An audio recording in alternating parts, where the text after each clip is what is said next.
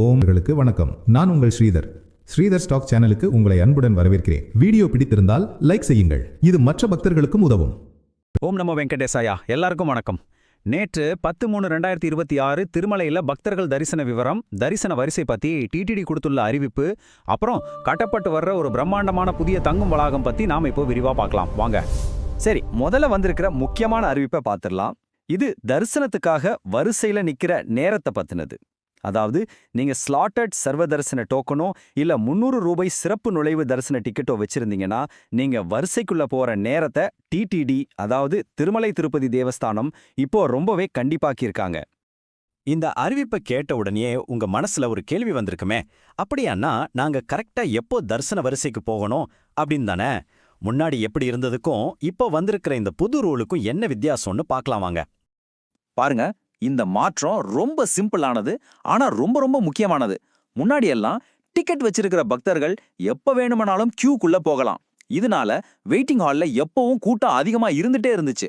ஆனா மார்ச் மாசம் 9ஆம் தேதியிலிருந்து இந்த ரூலை மாத்திட்டாங்க.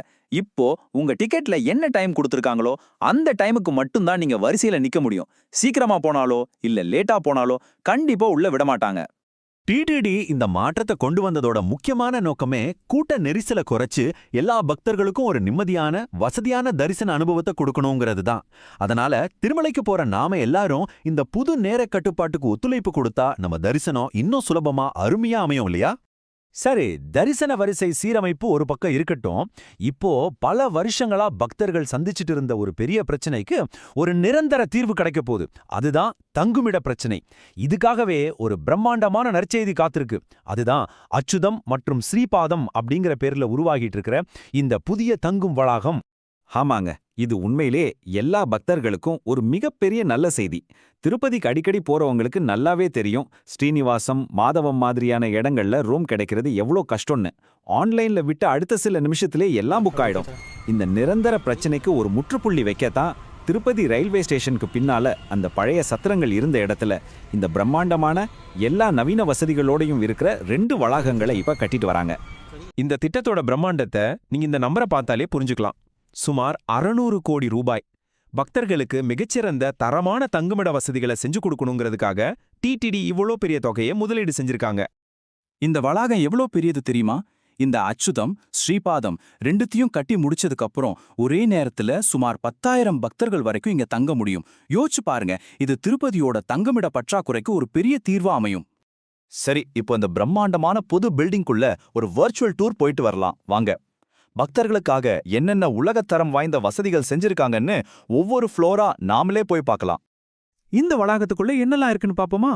முதல்ல தரைத்தளம் மற்றும் முதல் தளத்துக்குள்ள நுழைஞ்ச உடனே ஒரு பெரிய ரிசப்ஷன் இருக்கு. இங்கேயே நீங்க SSD, அதாவது ஸ்லாட்டட் சர்வதர்ஷன டோக்கன்ஸ் வாங்கிக்கலாம். ஆண்களுக்கும் பெண்களுக்கும் தனித்தனியா சுத்தமான ரெஸ்ட் ரூம்ஸ், 2 பெரிய ரெஸ்டாரண்ட்ஸ், அப்புறம் நம்ம பொருட்களை பத்திரமா வைக்க லாக்கர் வசதி எல்லாமே இங்க இருக்கு. சரி, அடுத்து 2வது 3வது மாடிக்கு போனோம்னா அங்க ஒரு பிரம்மாண்டமான அன்னப்பிரசாத கூடம் இருக்கு. அது மட்டும் இல்லாம பெரிய பெரிய குழுக்களா வர்றவங்களுக்காக ஒரே ஹால்ல 500 பேர் வரைக்கும் தங்கக்கூடிய 23 பெரிய தங்கமிடங்கள் இருக்கு. இனி 4வது மாடியிலிருந்து 8வது மாடி வரைக்கும் போனீங்கன்னா குடும்பங்களா வர்றவங்களுக்காக ரூம்ஸ் இருக்கு. மொத்தம் 540 ரூம்ஸ் இருக்கு. இதுல 8 பிரீமியம் சூட் ரூம்ஸும் அடங்கும். இது போதாதுன்னு வாகனங்களை நிறுத்த பார்க்கிங் வசதி, இங்கிருந்தே திருமலைக்கு போக பஸ் வசதி எல்லாமே வரப்போகுது. இவ்ளோ வசதிகள் எல்லாம் சொல்றீங்க, ஆனா இதெல்லாம் எப்போ எங்களுக்கு கிடைக்கும்னு கேக்குறீங்களா? ஒரு சூப்பர் நியூஸ்! இப்போவே 80% வேலைகள் முடிஞ்சிடுச்சு. எலக்ட்ரிக்கல், பிளம்பிங் மாதிரி சின்ன சின்ன வேலைகள் தான் வேகமா நடந்துட்டு இருக்கு. எல்லாம் திட்டமிட்டபடி போச்சுன்னா இந்த வருஷத்தோட கடைசிக்குள்ள இந்த பிரம்மாண்டமான வளாகம் பக்தர்கள் பயன்பாட்டுக்காக திறக்கப்படும். சரி, இவ்ளோ நேரம் நாம பார்த்த இந்த 2 முக்கியமான அறிவிப்புகள்ல இருந்து திருமலைக்கு யாத்திரை போக பிளான் பண்ற ஒவ்வொரு பக்தரும் ஞாபகத்துல வச்சுக்க வேண்டிய சில முக்கியமான விஷயங்களை இப்ப தொகுத்து பார்த்திடலாம்.